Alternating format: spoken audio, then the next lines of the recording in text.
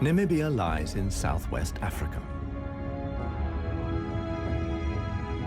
The Namib Desert stretches for almost 2,000 kilometers along the coast.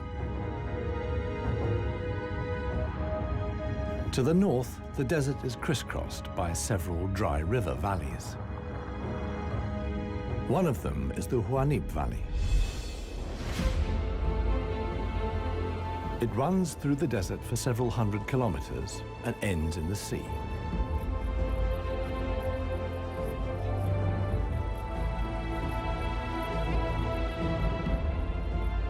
Water flows here once, at most twice a year. Only deep-rooted plants like anna trees can survive here. Only here, within the valley, can mammals exist in the long term. It is the home of the desert elephants.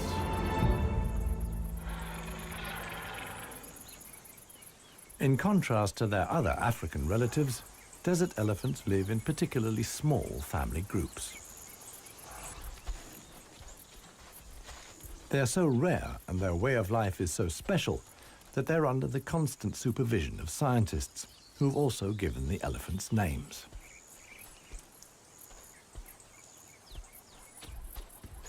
The head of this family is alpha cow Clarissa. The animals don't leave her side for a moment. Only Clarissa knows how to survive in this extreme environment. The shoots of the anna tree are now ripe.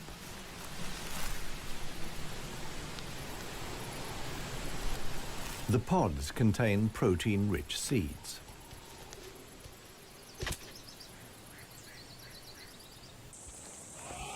Clarissa has known every one of these trees since her childhood.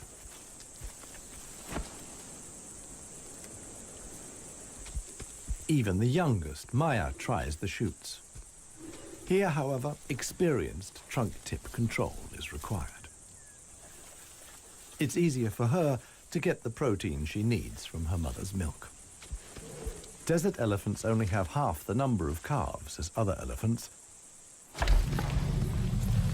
The male animals stay with their mother's family until they reach sexual maturity.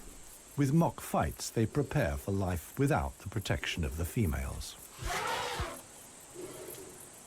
Adult bull elephants are loners or travel in small groups. Jappy is the most skillful of them.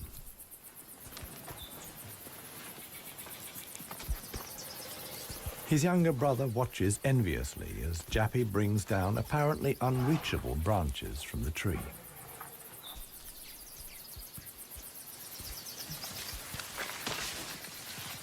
In the valley, Jappy is well known for such tricks. He learned them from his father. Friendship among bull elephants has its limits. Jappy is certainly not willing to share his branch with his younger brother.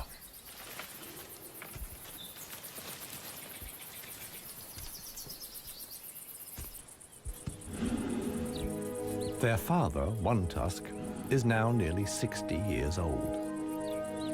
His trademark is the missing right tusk, lost long ago in a hierarchical battle. For years, he was the undisputed king of the Huanib. Now he lives in seclusion. One tusk's legs are weak. He can no longer keep up.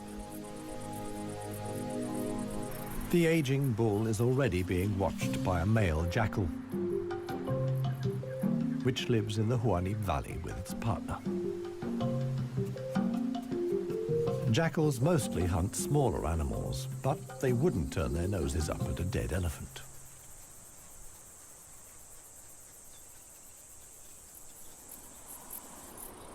In a side valley, Clarissa has discovered a further source of food. There's a wide selection of bushes, grasses, and herbs.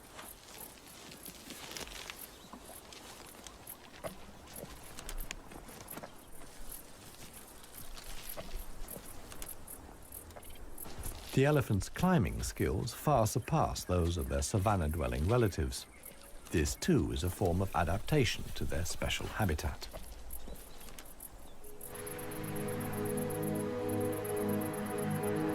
Old One Tusk has at last reached one of the anna trees in the Huanib Valley. But Clarissa and co. haven't left very much for him to eat. He desperately searches for something edible in the remnants. In vain.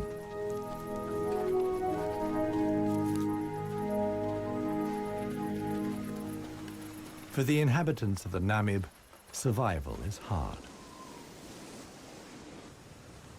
They're used to going for long periods without water. Many get liquid from their food or know secret sources of water. Regardless of size, every green leaf contains a minimum of liquid worth harvesting.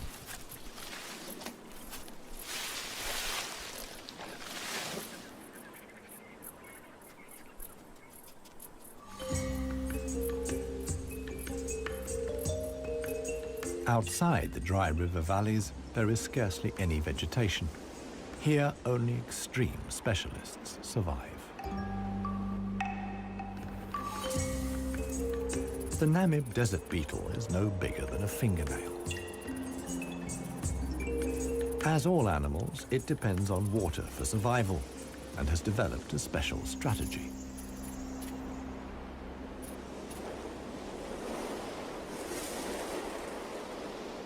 Even the tiniest traces of dampness in the air condense on its carapace. In time, a drop forms, which then flows directly into the beetle's mouth.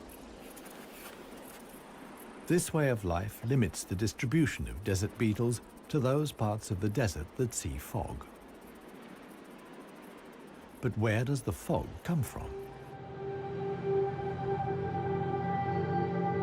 The Namib is one of the few deserts in the world that stretch to the sea. The cold Benguela current from the Antarctic cools the seawater to a temperature of 12 degrees Celsius. When the water reaches land, it evaporates in the warm desert air. Around 200 days a year, the desert is wreathed in mist, which sometimes extends hundreds of kilometers inland into the dry river valleys.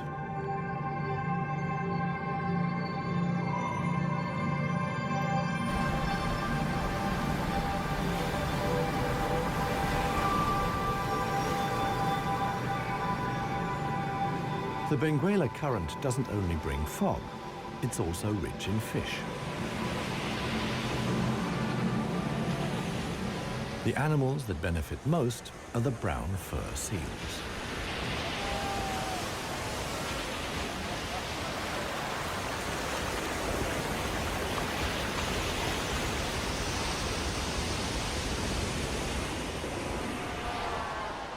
Their colonies are often home to 100,000 animals.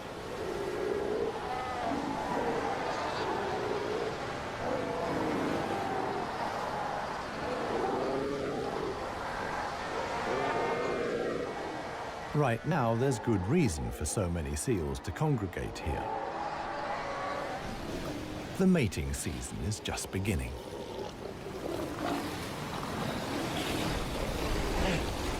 Everywhere, bulls are fighting for the right to mate.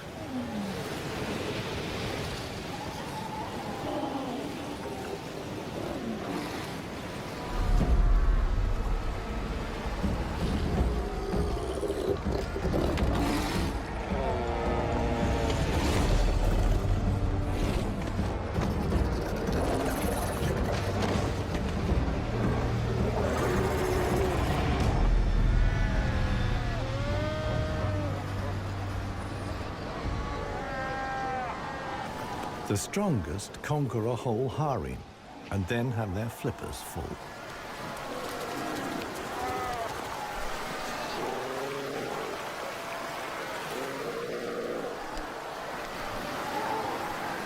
After mating, the males disappear into the sea, They're not involved in bringing up the young. The fog sometimes penetrates as far as the Huanib Valley.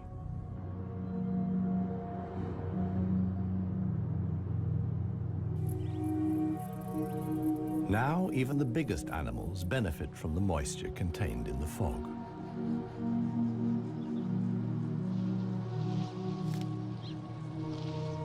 Jappy and his brother can take on a lot of liquid from the drops of dew on the plants they eat. This allows the elephants to go without water for up to 4 days at a time. The pair are still on the move together. This will soon change.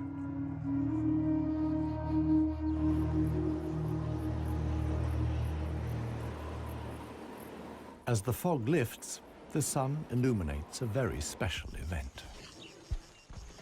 Families of elephants from other dry river valleys are on their way to the Huanib Valley. They're following the calls of their relatives, which they pick up via the soles of their feet, as via a stethoscope. More and more elephants join Clarissa's family. Some of the animals haven't seen each other for years and exchange affectionate greetings. Jappy and his brother are also aware of the arrival of the females. When it comes to attracting a cow, in a flash, companions become rivals. Once upon a time, one tusk was also aroused by all the excitement. Today, it no longer has any significance for him. He wouldn't be able to deal with confrontations with other bulls.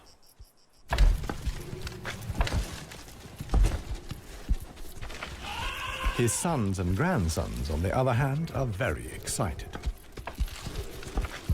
For them, it's important to make the most of the female's willingness to mate and prevent others from taking advantage.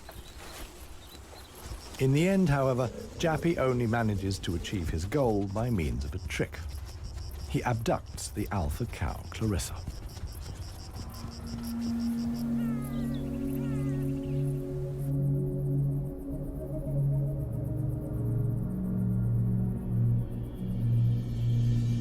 While many of the inhabitants of the valley spend the night hours asleep, this is the time of the real desert dwellers. The Namib sand gecko is only active at night. In the darkness, the little predator looks for crickets and spiders.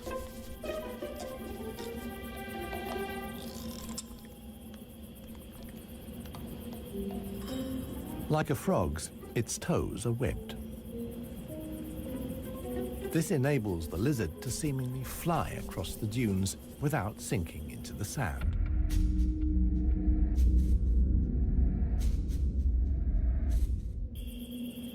But it also needs to be on the lookout.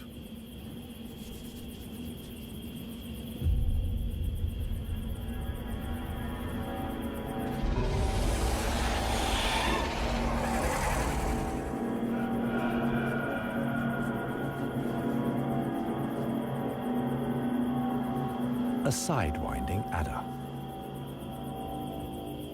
Similar to desert elephants, beetles, and geckos, the snake has a hard life in the Namib.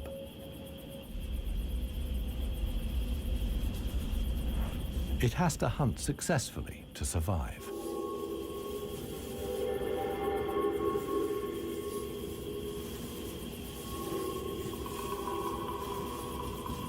Once it finds a good spot for an ambush, it goes to ground.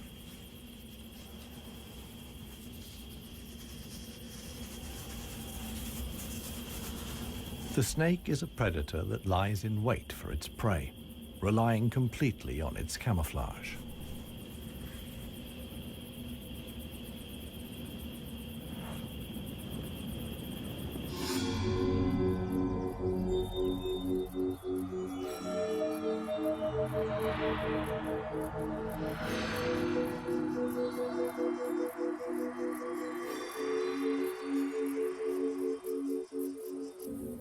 For the sensitive gecko, it's time to go.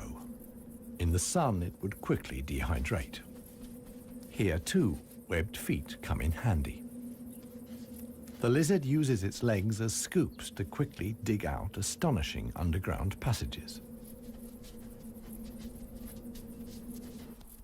It can make tunnels 1 meter long into the ground.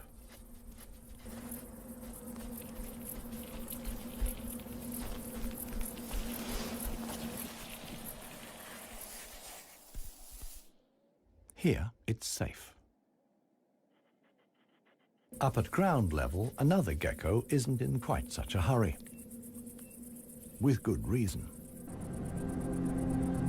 The fog is coming.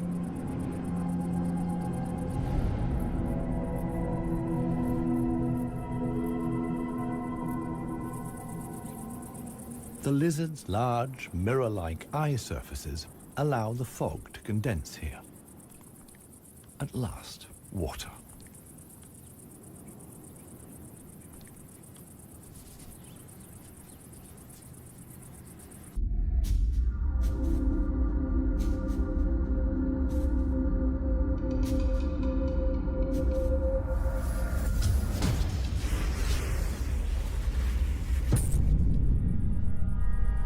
The waiting paid off.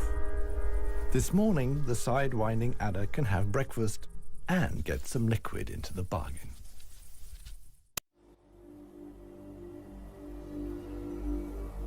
The Namibian winter is coming to an end, and with it, the mild climate brought by the fog. Relentless heat descends on the Huanib Valley. 40 degrees Celsius in the shade. This is approaching the limit for even Clarissa's family.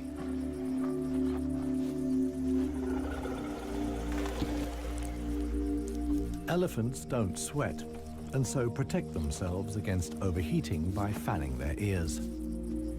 But it seems too hot, even for that. The heat is hard to bear for all the animals, but for the youngest, the sun can be lethal.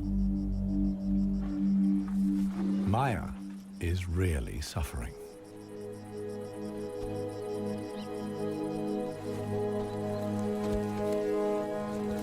One tusk mobilizes all his efforts for one last attempt at an anna tree.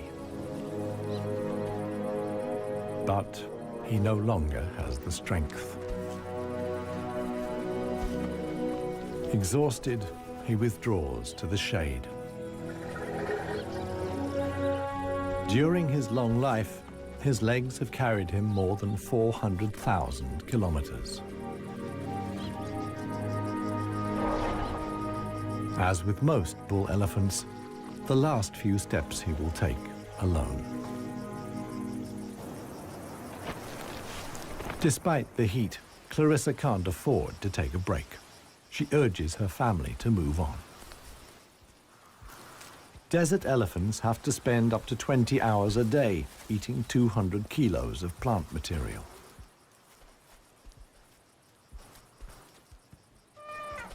As tiring as that may be, Clarissa's family have no choice.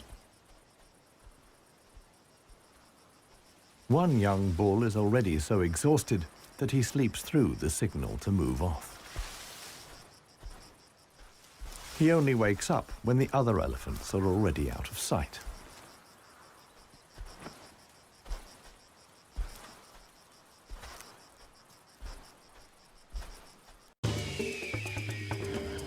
This show was created for you and your family to watch together.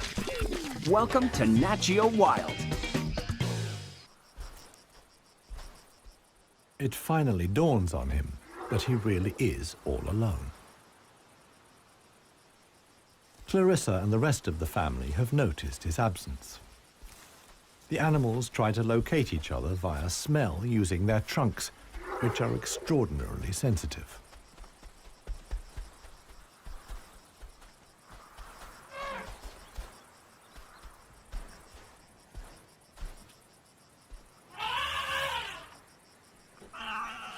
In the end, it's Maya who gives the decisive call. Now the straggler knows which way to go.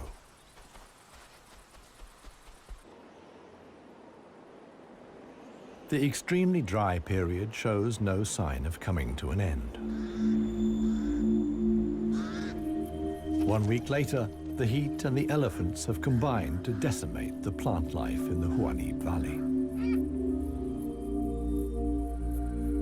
Vultures take up positions on the trees on the edge of the valley.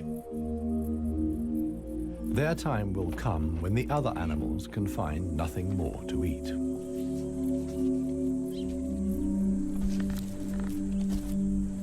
For Clarissa's family, a dead tree now becomes the sole source of food. In the desert, a tree of this size takes years to break down.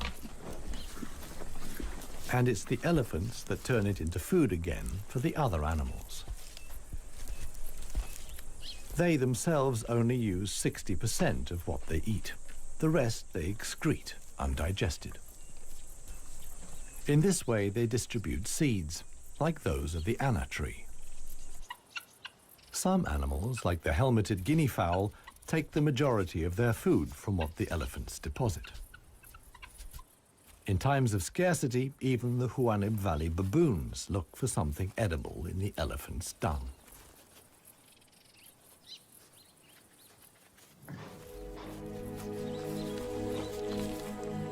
Old One Tusk has one more go at the wood.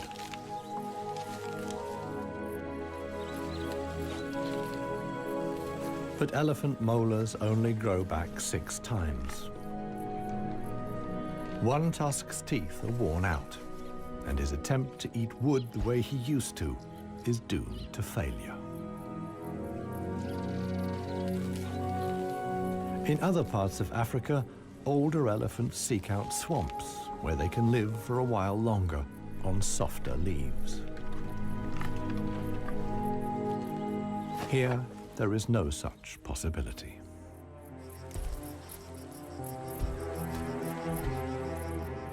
For Clarissa, too, the situation is becoming threatening. She and her family must leave the valley and seek food and water elsewhere. Other families join the trek. Only Clarissa's knowledge of hidden water sources can save them now.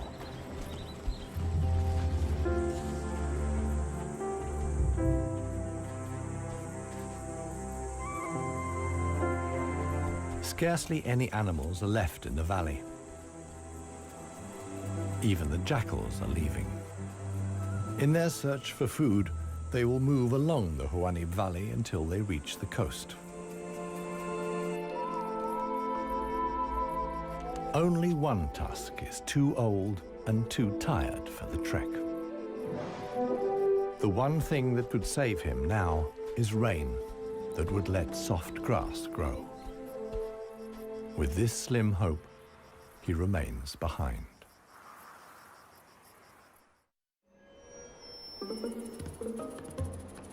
The Namib desert beetle is also looking for something to eat.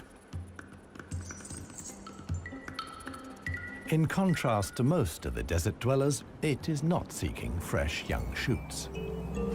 The beetle is on the lookout for plant residues. The unceasing wind is a help.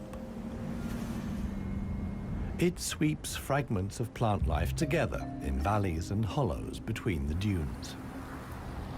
Mostly it's just a few bits of leaf. But sometimes it collects and becomes something like a herbal rubbish dump. Although the plants are completely dried out, they still contain important nutrients.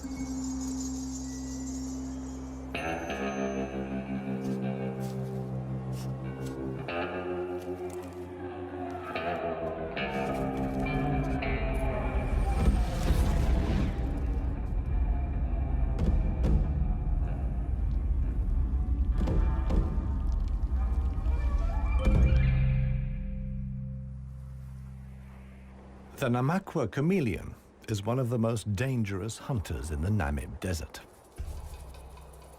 For desert beetles, at any rate. But the beetles don't usually make it quite so easy.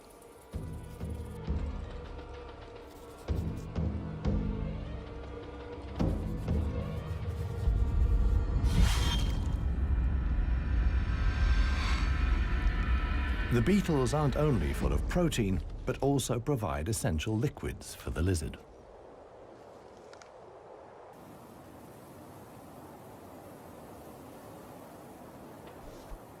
Namaqua chameleons are the biggest reptiles the Namib can support. In contrast to the mammals, they can't undertake long migrations to look for food and water. Similar to the Huanib, a river once flowed here. Along its banks, animals like chameleons penetrated deep into the desert. Hundreds of years ago, the dunes slowly invaded the riverbed and cut off the water supply. This process was so slow, however, that the animals had time to adapt to the new conditions.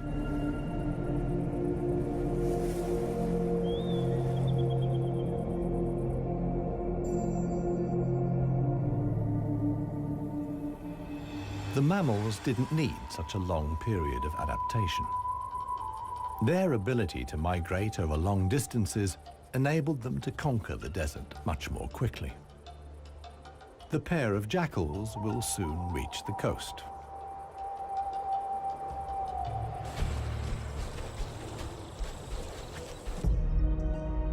Clarissa, meanwhile, is still searching for water. Little Maya is already exhausted.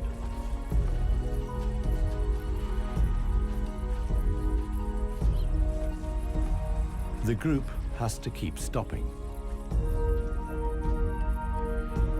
The animals are reaching the limits of their strength. Clarissa can produce less and less milk for her daughter. Suddenly, a commotion as Maya sinks to her knees. But Clarissa urges her offspring onwards. It is their only chance.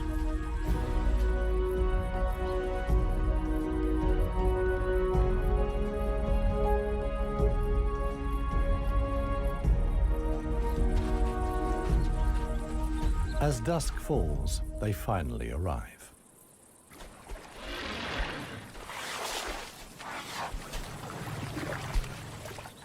Thanks to Clarissa's knowledge, there's something to drink at last. Adult elephants can get by on 100 liters of water a day.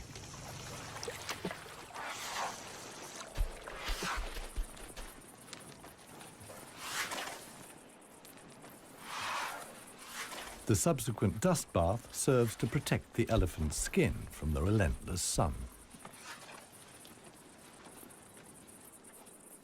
The trek to the next source of food is long.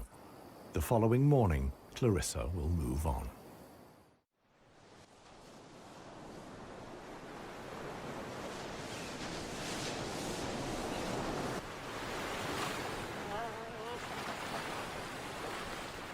The jackals have finally reached the sea and move southwards along the coast.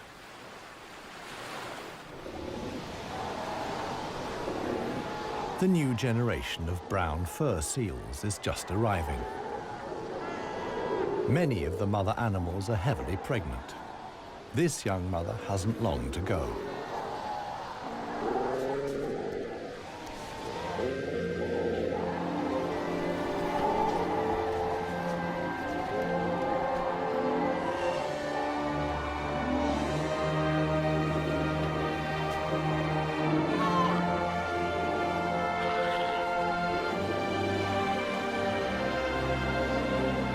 The mother at once welcomes her offspring into the world.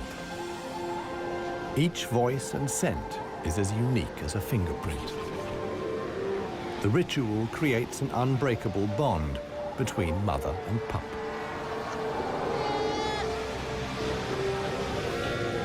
Directly after the birth, the pup has to be suckled.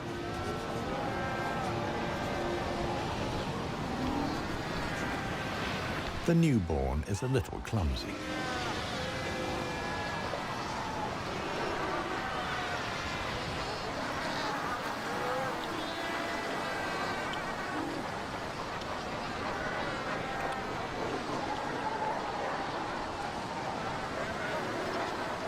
The young mother is not alone. Tens of thousands of other females have also given birth. Space is at a premium in the colony, a risky situation for the babies.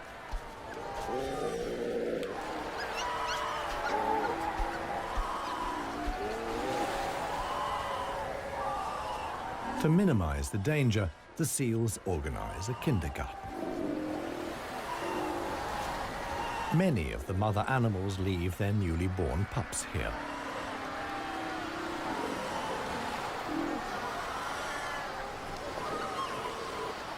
The nursery not only offers the young pups protection, but also makes it easier to find them later.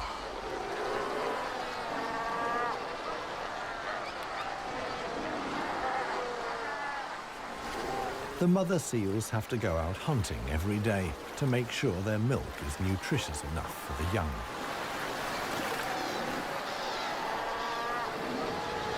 But when choosing the location of the kindergarten, they forgot about the tide.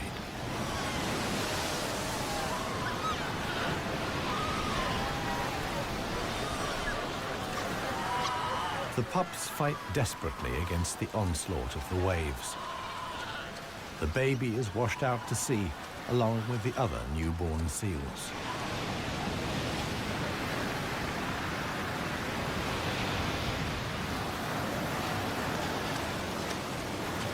Seal pups can swim, but they don't have the protective layer of fat of adult animals. The pup fights for survival. Another is slowly but surely losing the battle.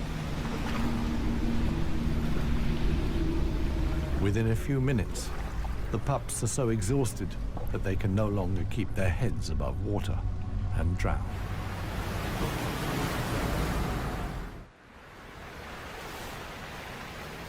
The next morning reveals how great the danger posed by the sea is for the seal pups.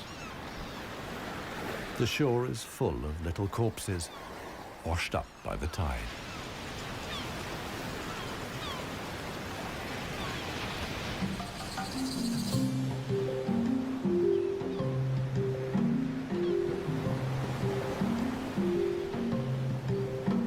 The jackals from the Huanib.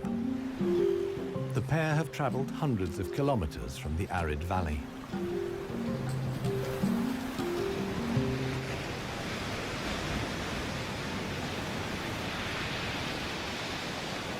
The seal colony is now their only chance of food. Jackals aren't choosy. For them, eating carrion is nothing unusual.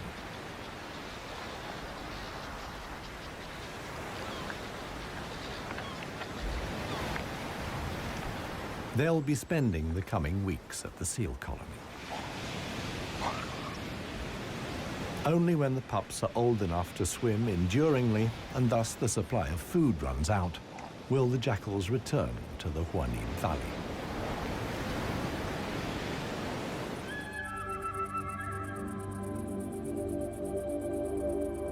It's not only the jackals that undertake such long treks. The other inhabitants of the Huanib have a long way to go.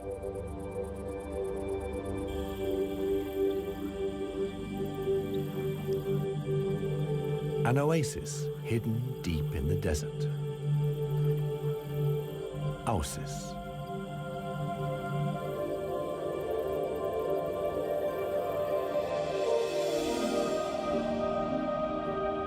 It lies like an emerald in the middle of the desert.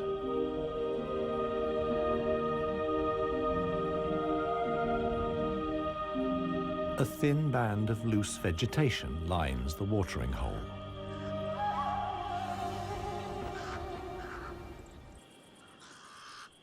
The pied crows are getting worked up about something. Visitors.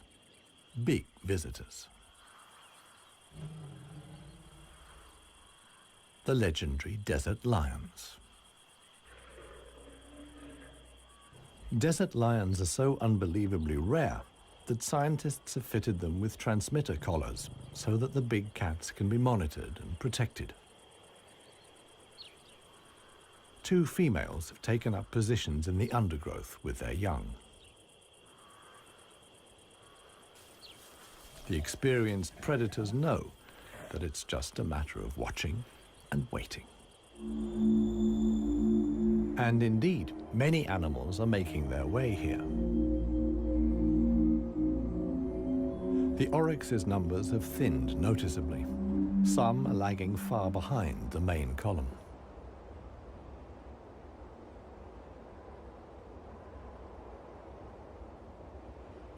After more than 10 days' trek, the first animals finally reach the source. Cautiously, they approach the steep bank. They're in danger of sinking into the soft ground.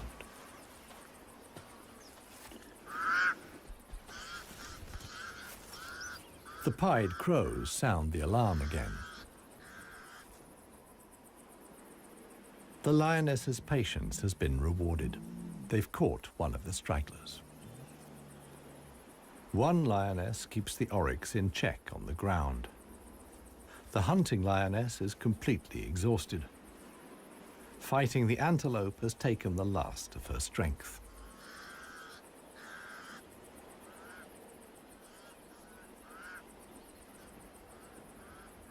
She drags herself back to the bushes to get her cubs.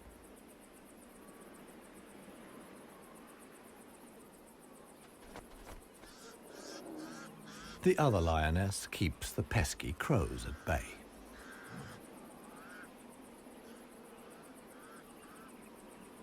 Luckily for the huntress, the cubs quickly grasp the situation. They can hardly wait to get their teeth into some fresh food. All the animals here are fighting for survival. The lionesses won this round. They've enough food now to last the coming weeks.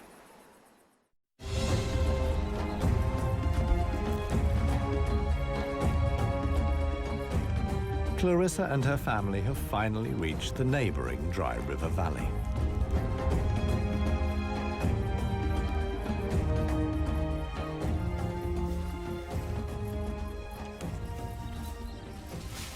The experienced cow knew instinctively that in times of drought, there was some precious greenery here to feed on. The exhausted animals can at last fill their stomachs again.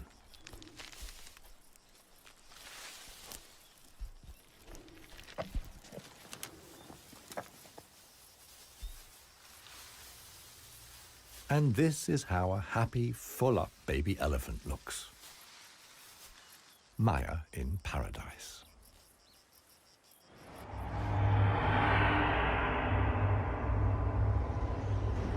A strong wind blows in from the coast, and sandstorms form in the hinterland.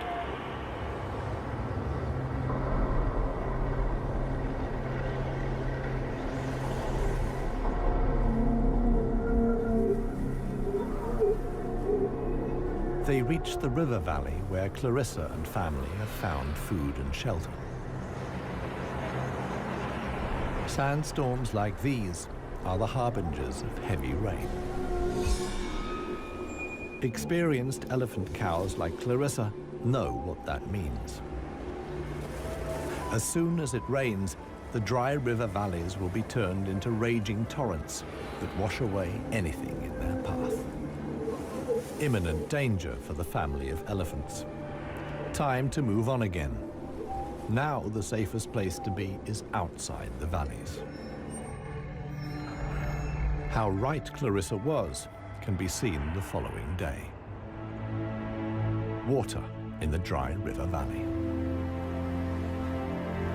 Only every 10 years or so is the rain strong enough for the flood wave to reach the sea.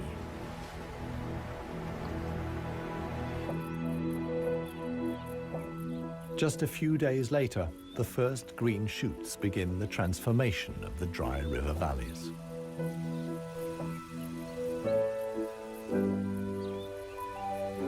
The Huanib Valley, too, is bursting with new life as the first exiles return.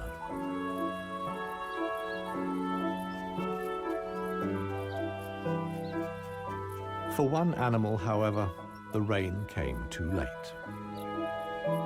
Old One Tusk succumbed to hunger before the first drops fell. The jackals find his body on the edge of the valley.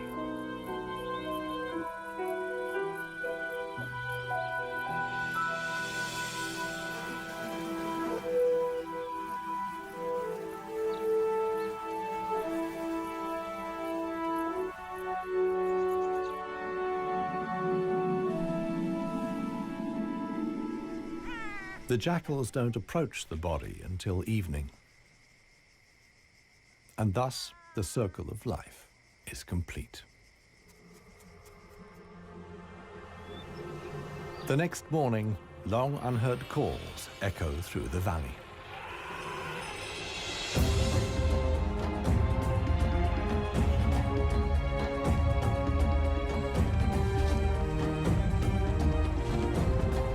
Clarissa is back. Her family survived the floods unscathed. Maya, too, is thriving. At last, the newly greened Huanib Valley comes into view.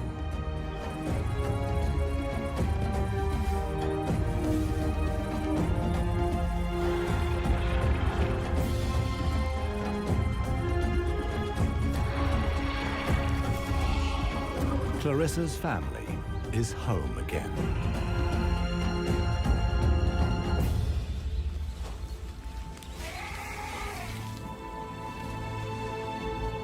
Jappy will pass on the genes of his father, One Tusk, and with them, his strength and intelligence. Clarissa is pregnant with his baby. The alpha cow will induct each new generation into the secrets of the desert elephants. This is essential for their survival. The Huanib River Valley is probably the last real wilderness in Namibia, one in which only the cleverest, most intelligent of the animal world can survive. A life of extremes in the home of the desert elephants.